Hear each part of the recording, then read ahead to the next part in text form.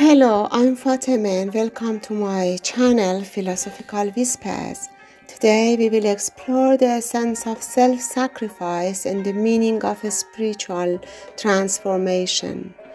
خنک آن قمار بازی که بباخت آنچه بودش بنماند هیچش الا هوس قمار دیگر. Lucky is the gambler who lost everything and is left with nothing except a desire for another gamble. This verse reflects Rumi's philosophy of losing oneself entirely for the sake of divine love and spiritual realization. The metaphor of a gambler is central here, someone who risks everything with complete surrender. Rumi celebrates this risk not as a recklessness, but as an act of courage and faith leading to spiritual awakening. Rumi likens the spiritual seeker to a gambler.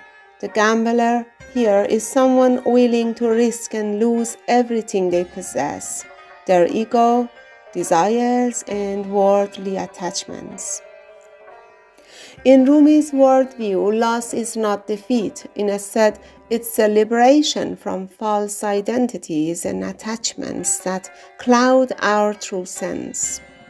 The gambler's boldness lies in their willingness to enter this process of self-annihilation, trusting that what remains means divine love will be far greater than what they lost. Rumi here invites us to think about what we are willing to let go of in order to discover our deeper eternal self. After losing everything, the gambler is left with nothing except the desire for another gamble.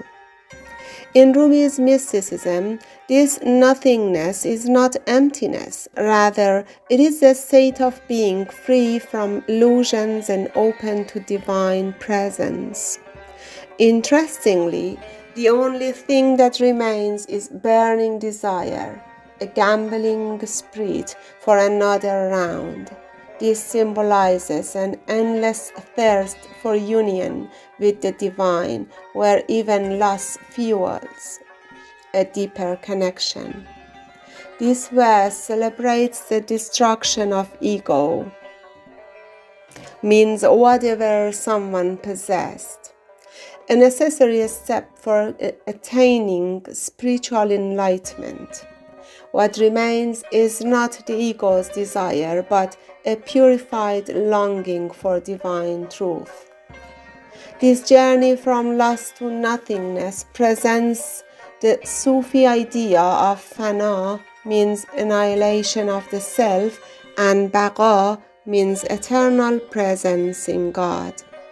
The verse shifts from describing loss to highlighting the transformative power of surrender. By willingly losing everything, the gambler experiences ultimate freedom, a state where they are no longer bound by fears, doubts, or worldly concerns. The desire for another gamble signifies that the spiritual path is infinite. Rumi encourages us to see life as a continuous journey of seeking, losing, and rediscovering. At the core of this gamble is divine love, which keeps the seeker engaged in this cycle of surrender and renewal. Rumi sees love as the ultimate force that compels us to take risks and trust the divine process. This verse is a timeless reminder of the courage it takes to embark on the spiritual path. It challenges us to let go of the things we hold on to, our identities, fears, and attachments, and embrace the transformative power of love and surrender. The gambler who finds joy even in loss embodies the spirit of faith, resilience, and eternal seeking. Rumi's concept of a spiritual loss is deeply transformative. To Rumi, the idea of losing oneself is not about despair, but rather a sacred shedding of the ego, attachments, and illusions that prevent us from realizing divine truth. This loss is the gateway to true self-discovery and a spiritual awakening. Rumi celebrates the courage to lose everything. This loss refers to giving up the false sense of self, the ego-driven identity tied to material possession, status, or rigid beliefs. By surrendering these,